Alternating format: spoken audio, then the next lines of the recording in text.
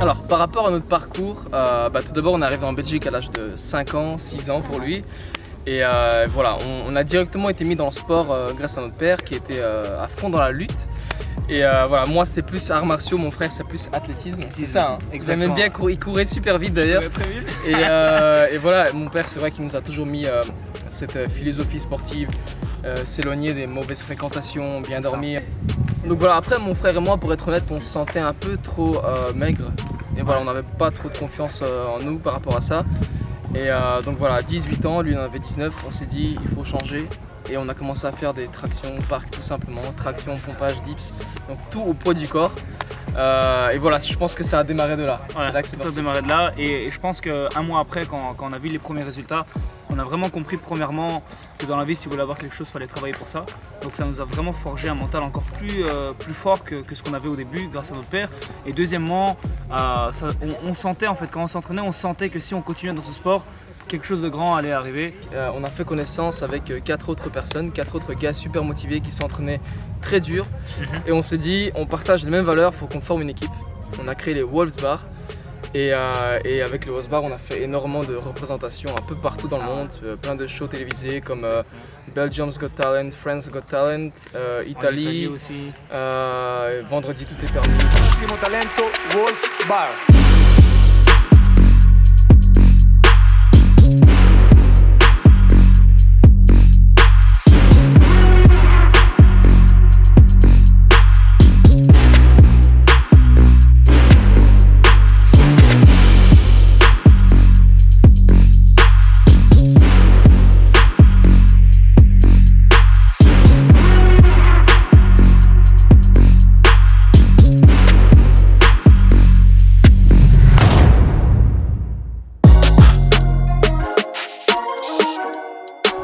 Et actuellement, on est vraiment focus sur plusieurs services, sur plusieurs choses qu'on propose. Des cours privés qu'on donne, également des cours collectifs avec notre groupe Wolves Bar.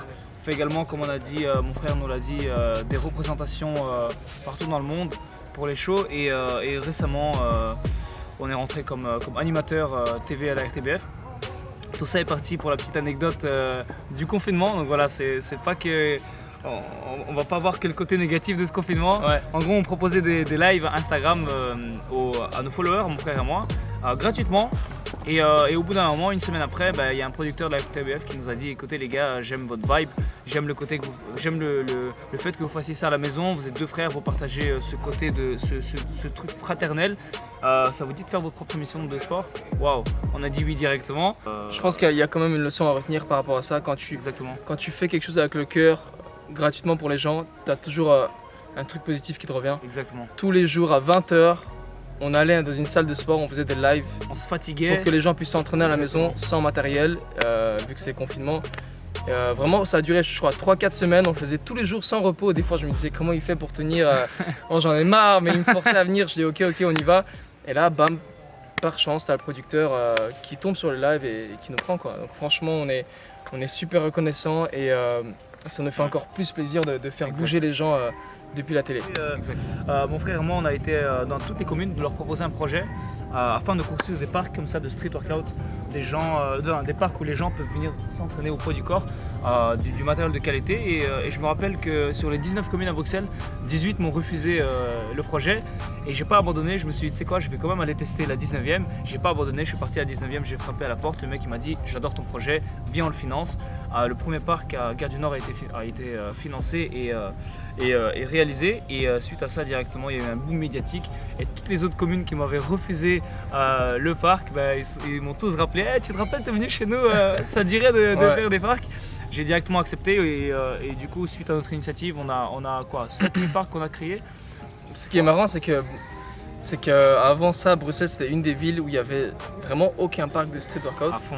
Et maintenant, Bruxelles, c'est une des villes européennes où il y a le plus de parcs de street workout. Donc ça, c'est dingue. Incroyable. Et ce qui est bien, c'est que la ville de Bruxelles met vraiment l'accent sur le sport. Surtout que maintenant, on est dans une ère, tout ce qui est écolo, etc. Et on en profite et on fait plein de parcs comme ça pour vraiment. Et pour nous on est content par rapport à ça. Ça nous fait plaisir parce que c'est via ce genre d'infrastructure, via ce genre de projet qu'on peut vraiment motiver les gens, surtout les plus jeunes, à faire du sport et à leur dire que voilà, tu n'as pas besoin de matériel, tu viens ici au poids du corps, tu t'entraînes, tu peux avoir un corps athlétique, tu peux gérer ton corps, avoir de la performance, avoir de la vraie force. Et on fait tout ça franchement pour l'avenir pour les futures générations, pour nos gosses et leurs gosses à eux.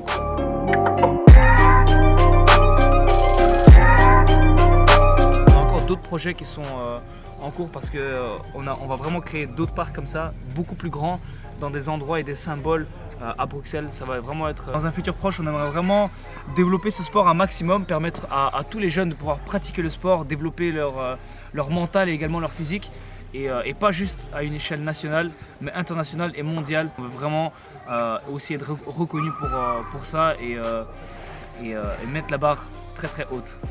Personnellement, j'ai toujours voulu devenir coach sportif de célébrités. J'ai déjà coaché 2-3 célébrités comme des Miss France, etc.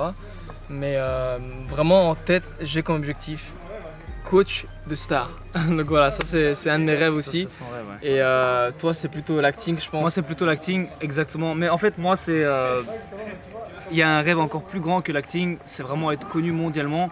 Non pas pour faire la star, etc. Mais vraiment pour pouvoir avoir cette influence, cette grosse influence mondiale, pour que je puisse vraiment motiver les gens à faire du sport, à changer leur vie, leur donner cette motivation et leur dire que si tu as un objectif, tu as un rêve, une passion, putain, mais bats-toi pour ça et vas-y vers l'avant. Et si XY ont réussi à atteindre leur objectif, bah, toi aussi tu peux le faire. Et ça c'est un peu mon objectif le plus grand. En gros, influenceur sportif niveau international. Exactement. C'est ça, pour résumer. Via l'acting, c'est possible.